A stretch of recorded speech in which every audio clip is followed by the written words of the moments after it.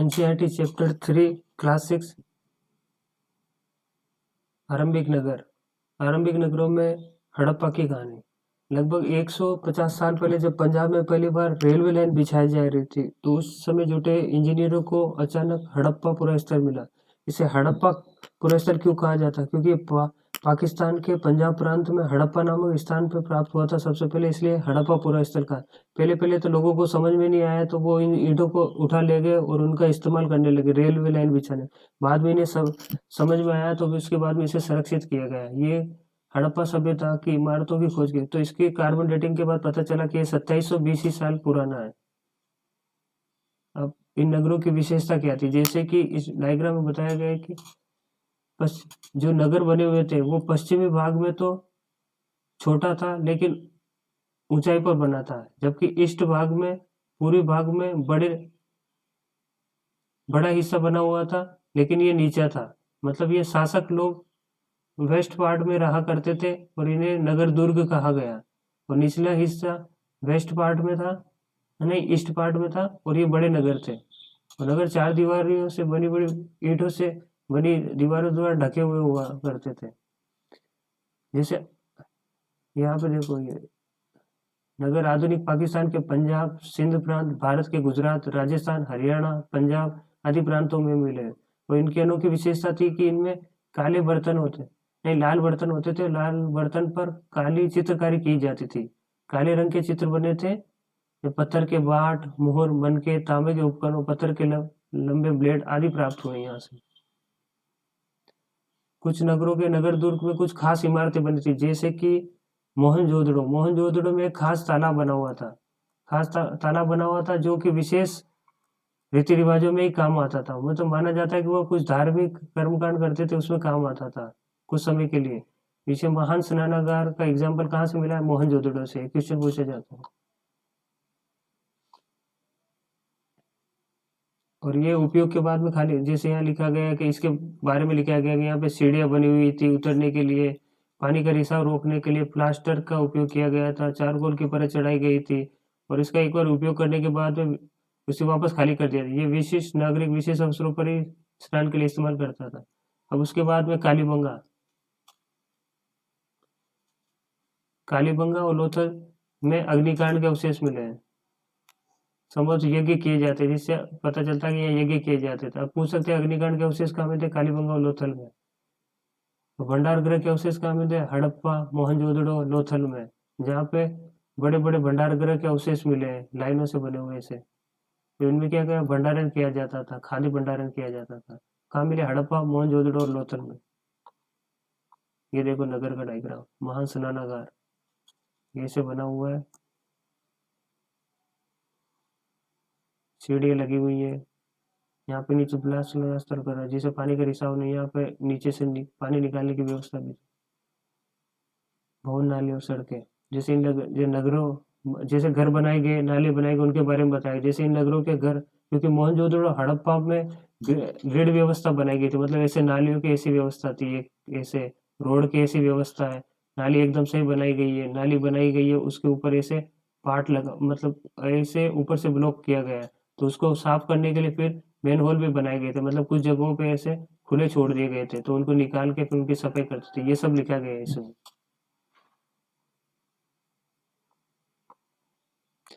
नगरीय जीवन। अब इसमें नगरीय जीवन के बारे में बताया कि राजा कैसे रहते थे। शायद शासक लोग खूबसूरत मन को सोने चांदी से बने आभूषण जैसी कीमती चीजों को अपने पास रखते होंगे। इन नगरों में लिपिक रहते थे, मोहरों पर तो लिखते ही थे, शायद शायद वे चीजों पर भी लिखते थे। और उनकी खास इमारतें बनाने की योजना से जुड़े हुए लोग यहाँ रहते थे। शिल्पकार रहते थे, जो मिट्टी पे कई खिलौने बनाने वाले सब लोग यहाँ पे रहा करते थे, जो उद्योग स्थल भी था मोहनजोदड़ो। उपमहाद्वीप में पाए गए लेखन का ये प्राचीनतम उदाहरण है। अभी मोहनजोदड़ो हड़प्पा की लिखाई अभी तक पढ़ी नहीं गई है।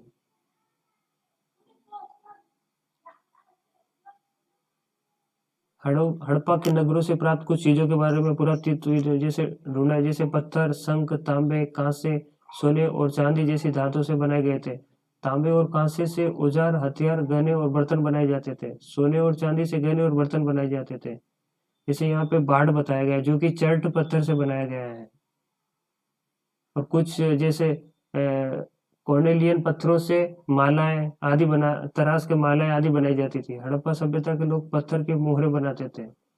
हड़प्पा सभ्यता के लोग काले रंग से डिजाइन किए हुए खूबसूरत लाल मिट्टी के बर्तन बनाते हैं। मतलब पहले बताया था मैंने, लाल मिट्टी के बर्तन होते हैं, ऐसे लाल मिट्टी के बर्तन होते हैं, उनपे काले रंग से चित्रकारी की जाती है। ये इसका एक अच्छा एग्जाम्पल है मोहनजोदड़ो, ये क्वेश्चन में पूछते हैं। यहाँ पे लिखा है 7000 साल पहले। 7000 साल में 5000 वर्ष पहले कपास की मेहरगढ़ में कपास की खेती की जाती थी। जो अवशेष मिले मेहर और मोहनजोदड़ो से कपड़े के टुकड़ों के अवशेष प्राप्त हुए। कपड़े के टुकड़ों के अवशेष कहाँ से प्राप्त हुए? मोहनजोदड़ो से। चांदी के फूलदान के ढक्कन आदि प्राप्त हुए। कुछ अन्य तांबे की वस्तुओं के चिपके हुए भी मिले। पक्की मिट्टी तथा फैन से बनी तकली की सूरत कताई का संकेत भी देती है। सूत कताई भी की जाती थी उस समय। ये तकनीकी तकलियां मिली है, उससे पता चला है। ये लिखा हो मोहनजोदड़ो से भी कढ़ाईदार वस्त्र भी प्राप्त हुए। ये बाबा की मूर्ति भी मोहनजोदड़ो से प्राप्त हुई, डैडी वाले बाबा जो साल ओढ़े हुए हैं।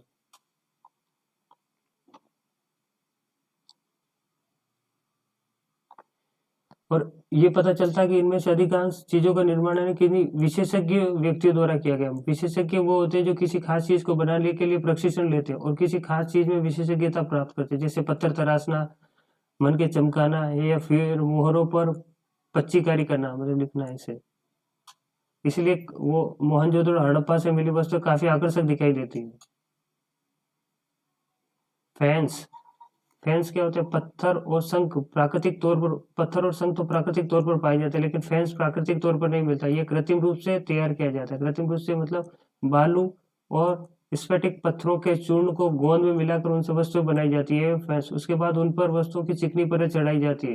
ये चिकनी परत के रंग प्राय नीले व हल्के समुद्र हरे रंग के होते हैं। फैन से मनके बनता है, चूड़ियाँ बनती है, बाले बनते हैं, छोटे बर्तन बनते हैं। तो मोहनजोदड़ो में फैंस का काफी इस्तेमाल किया गया। जैसे मनके, चूड़ियाँ, बाले व छोटे बर्तन बनाने के लिए इस्तेमाल किया गया। कच्चे माल कच्चा माल क्या होता है? कच्चे माल उन पदार्थों को कहते हैं जो या तो प्राकृतिक रूप से मिलते हैं या फिर किसान या पशुपालक उनका उत्पादन करते हैं। जैसे हम कपड़ा बनाते हैं तो कपड़ा किन से बनता है? जैसे कॉटन का उत्पादन करता है किसान, फिर उसके बाद में उससे कपड़ा बनता है, तो कॉटन क्या हुआ? कच्चा माल हुआ। इसी प्रकार प्राकृतिक स्रोत जैसे खनिज मिलते हैं। अब खनिजों से हम, जैसे सोना मिलता है, सोने से हम सोने के आभूषण बनाते हैं, हथियार। जैसे लोहा मिलता है, लोहे से लोहे के हथियार बनाते हैं, वैसे उसको कच्चा माल कहते हैं। हड़प्पा में लोगों को कई चीजें वहीं मिलती थी, लेकिन कुछ चीजें जैसे तांबा, लोहा, सोना, चांदी, बहुमूल्य पत्थरों जैसे पत्थरों को वे दूर दूर से मंगाते थे। अब ये सबसे इम्पोर्टेंट है, इसमें कौन सी चीज कहाँ से मिली है, ये सबसे इम्पोर्टेंट है।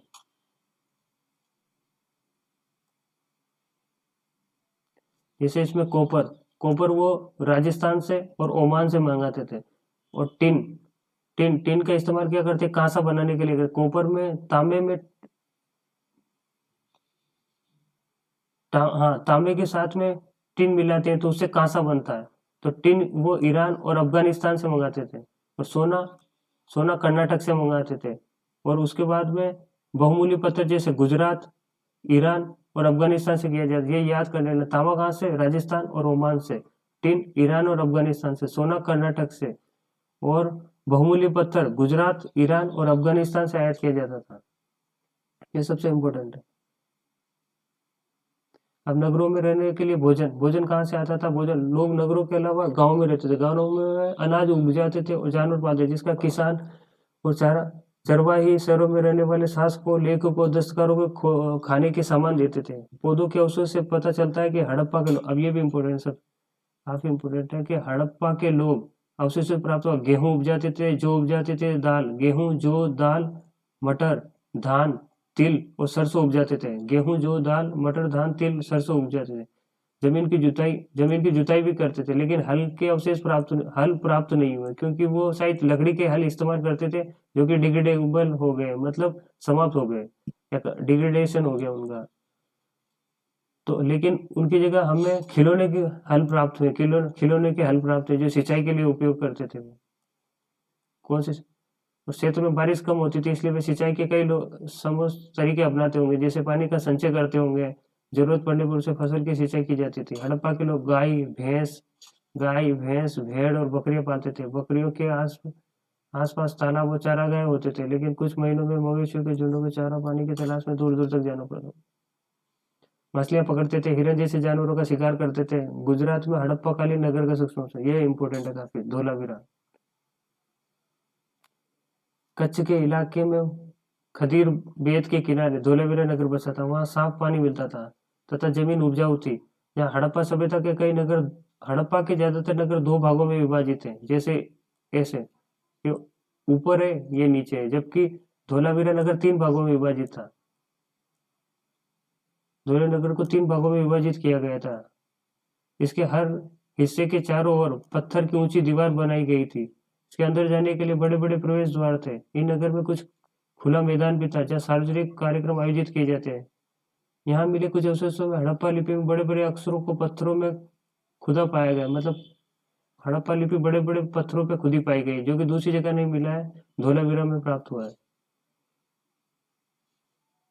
अभिलेखों को लकड़ी में जड़ा पाया गया है, ये एक अनोखी विशेषता है। ये धोलावीरा की अनोखी विशेषता है कि वहाँ अभिलेख, जैसे अभिलेख लिखे गए हैं, उनको लकड़ी पर जड़ा हुआ पाया गया है, जो कि हड़प्पा के लेख मुहर, बाकी हड़प्पा के लेख मुहरों पे बने हुए हैं, मुहरों या किसी वस्तु पे बने, जबकि धोलावीरा में ये लकड़ी पे जड़ा हुआ पाए गए हैं। अब लोथल, लोथल भी गुजरात में। लोथल किसके लिए प्रसिद्ध है? ये यहाँ पर प्राचीन बंदरगाह था। यहाँ बड़े तालाब, लोथल का बंदरगाह रहा होगा, जो समुद्र के रास्ते आने वाली नई नावें रुकती थी। समुद्र यहाँ पर माल चढ़ाई और उतारा जाता था। गुजरात की खंभात की खाड़ी में मिलने वाली साबरमती की एक उपनदी के किनारे बसा लोथल नगर ऐसे स्थान पर बसा है जहाँ कीमती पत्थर जैसे कच्चे माल आसानी से मिल जाता था, और ये पत्थरों, शंखों, धातुओं से बनाई गई चीजों का एक महत्वपूर्ण केंद्र था। ये इंपॉर्टेंट है। नगर में एक भंडार गृह भी था। इस भंडार गृह से कई मुहरे, मुद्रांकन या मुहरबंदी गीली मिट्टी पर दबाने से बनी हुई छाप मिलती है। यहाँ पर इमारत मिली है जहाँ संभवत मन के बनाने का काम होता था। कहाँ पे? लोथल में। पत्थर के टुकड़े अध बने, यहाँ पे पत्थर के टुकड़े अध बने मन के बनाने वाले उपकरण और तैयार मन के भी यहाँ मिले हैं। मुद्रा, मुहर और मुद्रांकन, ये क्या होता है? मुहरों का प्रयोग सामान से भरे उन डिब्बों या थैलों को चिन्हित करने के लिए किया जाता था। क्या होगा जिन्हें एक जगह से दूसरी जगह भेजा जाता था। थैले की बंद करने के बाद उनके मुहाने पर गीली मिट्टी पोत कर उन पर मुहर लगाई जाती थी। मुहर की छाप को मुहरबंद कहते हैं। जैसे ये कोई थैला है, इसमें सामान रखा हुआ है, सामान रख दिया। अब सामान रखने के बाद के भाई इसमें से किसी ने सामान नहीं निकाला, इसलिए इस थैले पे ऐसे करके एक मोहर बना देते थे गीली मिट्टी से, ऐसे, उसको मोहरबंदी कहते थे। अगर मोहर सही है तो मतलब सामान की चोरी वोरी नहीं हो। अगर मोहर टूट गई और उस पर छाप लगा देते, अगर मोहर टूट गई तो माना जाता था कि इसमें से कुछ चुरा उरा लिया। इसको कहते थे मोहरबंदी। अब इतने साल तक सभ्यता चली, उसके बाद में अपने आप ही समाप्त हो गया। अब ये समाप्त कैसे, उसके बारे में अलग अलग तथ्य हैं। जैसे 1900 सन 1900 बीसी के बाद में ये सभ्यता समाप्त होने लगी, मतलब 2700 से 1900 बीसी, उसके बाद में ये टाइम काल था। उसके बाद में ये समाप्त होने लगी। अब समाप्त लेखक, मोहर, बांट आदि का प्रयोग कम हो गया। वो कम धातुएं आयात करने लगे, और बाकी सब भी कम होने लगा धीरे धीरे। अब ये कैसे होने लगा? मतलब कुछ कहते हैं कि वहां पे पेड़ पौधे, जंगली जानवर आदि समाप्त हो गए। कुछ कहते हैं कि वहाँ रेगिस्तान का अतिक्रमण बढ़ गया, इसलिए हो गया, मतलब रेगिस्तान बढ़ता गया इसलिए। कुछ कहते हैं कि वहाँ बाढ़ आई है इसलिए समाप्त है, लेकिन एकदम वैज्ञानिक सही प्रमाण प्राप्त है। कुछ कहते हैं आर्यों ने आक्रमण किया इसलिए समाप्त हुआ, लेकिन ऐसे अभी सही तरीके से कुछ प्राप्त नहीं। लेकिन ऐसा लगता है कि शासकों को नियंत्रण समाप्त हो गया था। जो भी हुआ, परिवर्तन का असर बिल्कुल साफ दिखाई देता है। और इसके 1400 साल बाद, मतलब 500 बीसी, नगरों का विकास हुआ, जैसे गंगा घाटी में हमने पहले पढ़ा था अपने। अब ये मिस्र में क्या होता था कि वहाँ के शासक क्या करते थे, राजाओं के, इस मिक्स सभ्यता का विकास लगभग 3000 साल पहले का है, जो कि लगभग मोहनजोदड़ो और हड़प्पा सभ्यता के समकालीन है। बड़े बड़े मकबरे बनाए जाते थे, उन्हें पिरामिड कहते थे। तो पिरामिड कैसे बनते थे? जैसे कोई राजा मरा है तो उसकी यहाँ कब्र बनाई जाती थी, उसके ऊपर पिरामिड बनाए जाते थे। उसके साथ में भी खाद्य पेय, वस्त्र आदि सब रखा जाता था।